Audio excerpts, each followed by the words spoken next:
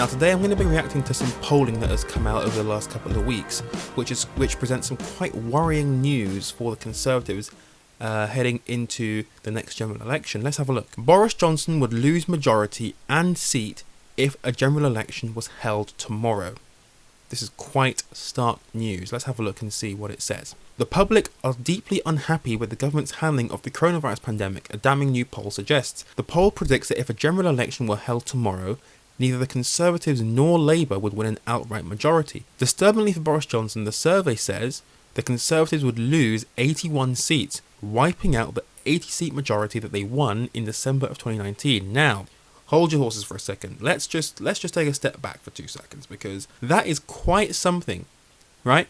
Because most political commentators, general political consensus would be the Conservatives just won an 80-seat majority in the 2019 election.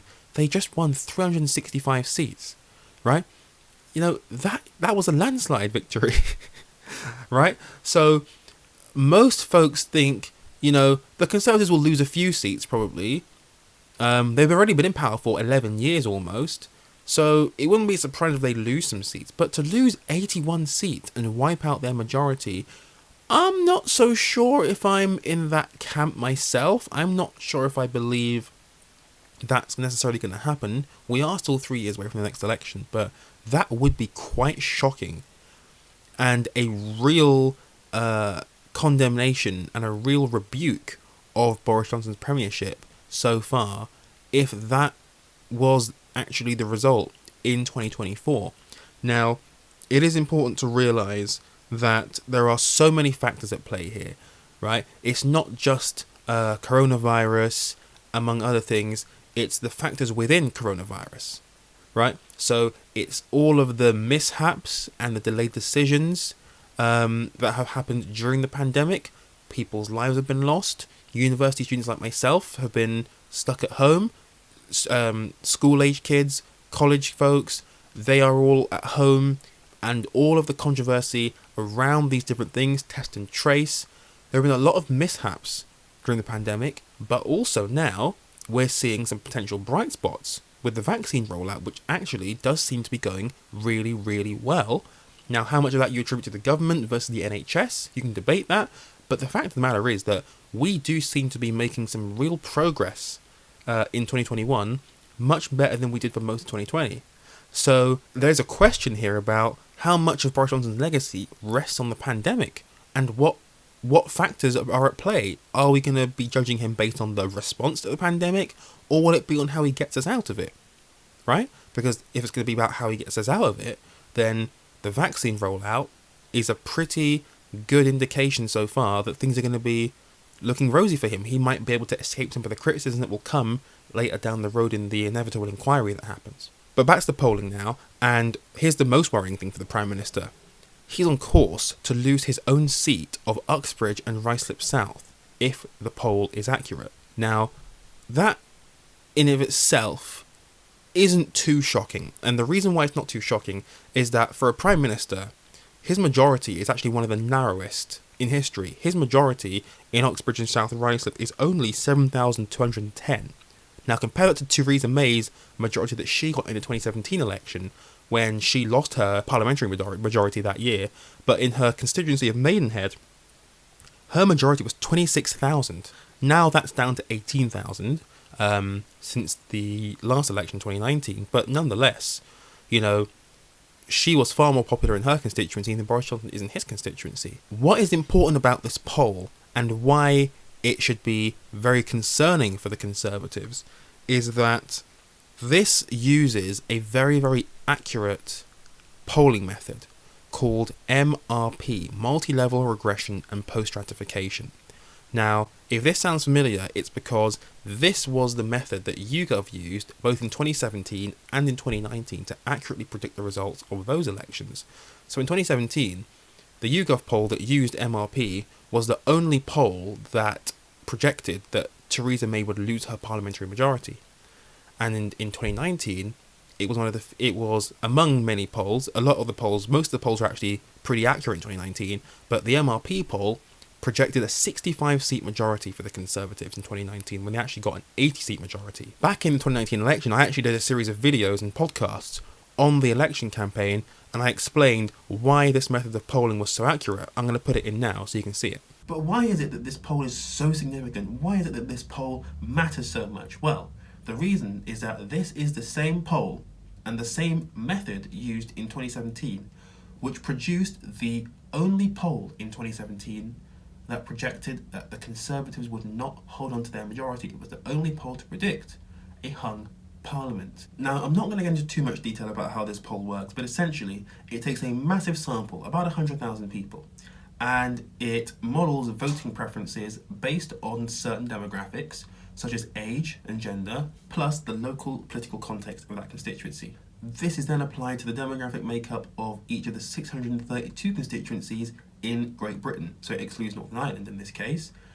And what this means is that you have a result where Labour are set to be absolutely decimated in Scotland. They're set to lose all but one of their members of Parliament, and the Tories are set to pick up between 40 and 45 Labour-held seats at the moment.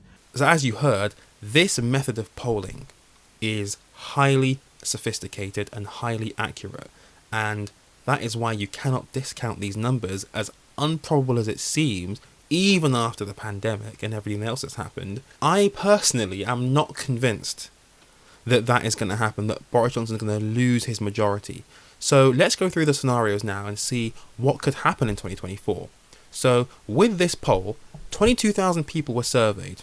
It showed that the Conservatives would win 284 seats. So that would be around 40 seats short of a majority. Labour would win 282 seats, an increase of 82. So they'll be neck and neck.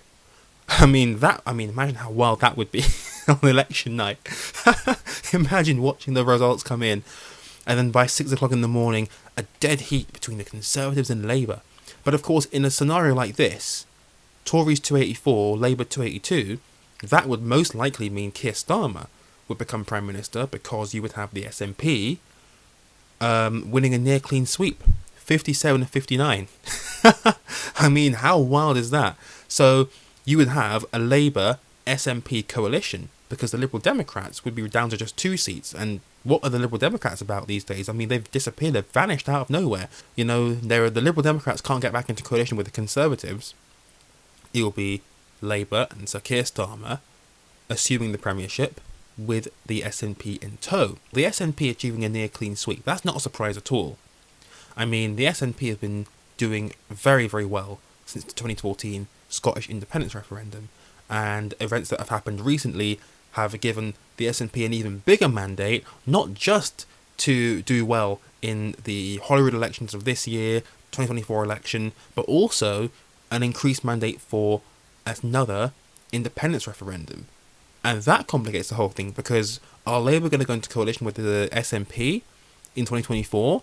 And obviously Nicola Sturgeon is going to say to Keir Starmer, well, we will get into coalition with you, but you have to give us a referendum. I mean, that's just a given. you know, we'll have to wait and see if Boris Johnson ends up giving a referendum before then. But if Keir Starmer becomes Prime Minister, I think he's already said that he will not consider a referendum at this point in time, but down the road he's left it open. So Nicola Sturgeon will absolutely say to Keir Starmer, I want a referendum, and if you do give us the referendum, we will go into coalition with you. So that's going to be fascinating to see how that could play out. The other thing here, the Lib Dems being reduced to 2. I mean, what do the Lib Dems even stand for these days? What are they about? What are they doing? Where are they? Who are they? We're not really sure. So we'll see how that pans out.